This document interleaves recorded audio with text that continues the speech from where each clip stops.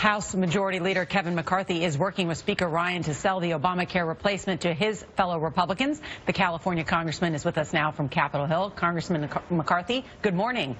Good morning. How are you? I'm good. You weren't up all night, were you?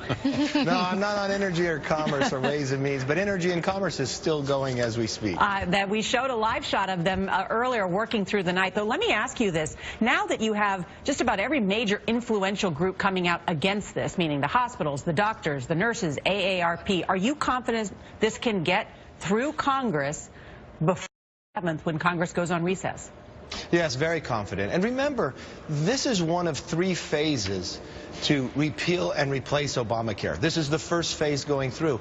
And you have to think about, why are we currently where we are and why are we repealing it? Remember what Obamacare did. It did 3 essential things. It gave greater control of health care to the federal government. It was the exchanges, and then it was the expansion of Medicaid. Neither of those on the past. When you look at the exchanges today, in 1/3 of all the counties of America, there's only one provider. Humana was recently pulled out. That gives 16 counties in Tennessee with no provider.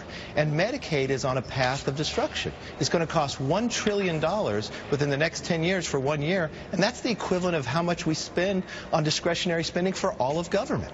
So you can't let this go forward. It's going to collapse upon itself. We have to solve the problem. And this is the first phase, and it's going through reconciliation, which makes it, with the Senate rules, a little more difficult. Then the second phase will be with Tom Price and Health and Human Service Secretary. And the third phase, we'll start moving at the same time, those bills that take 60 votes. And overall, you'll have a very good bill that solves the problem, that lowers premiums price and greater quality to health care. But, Congressman, the hospital associations that Nora mentioned are warning that this will result in a substantial reduction in the number of Americans who are covered. Do you disagree with that? Yes, I disagree with that, because if you want to sit back and say the argument that the federal government is going to mandate that everyone gets covered, look for of what has taken place today. If people can't get care, Obamacare created 23 co-ops and provided more than $2 billion. In this short amount of time, 18 of those co-ops have collapsed. If you have 16 counties in Tennessee that don't even provide any coverage at all, how can that provide coverage to them? And then you look at what the providers are actually saying. Spiral when it comes to Obamacare.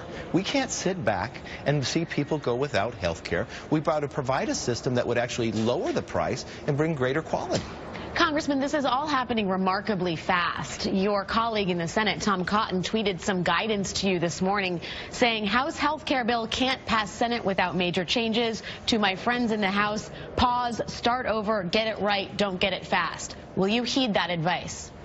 We have heeded that advice. We have spent the last 6 years studying the Obamacare and the failures of it. We have sat back and watched this thing get collapsed. So what we are doing are keeping the promise of what we said we would do. We will repeal Obamacare and we will replace it. Unfortunately, we have to do it in 3 phases. And under the rules of the Senate does not allow us to give a full replacement in one simple vote. So that's the reason why we're going through 3 different phases. We're going through regular order as you watch through committee, through Energy and Commerce, through Ways and Means, and then it will go next week to Budget, then come to the floor.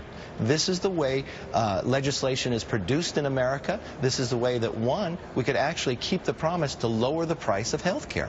I know that President Trump is taking an active role in lobbying some of the more conservative members of your caucus who oppose this bill, particularly the tax credits, who they call an additional entitlement, bringing some of them to bowling tonight at the White House. Is that going to work?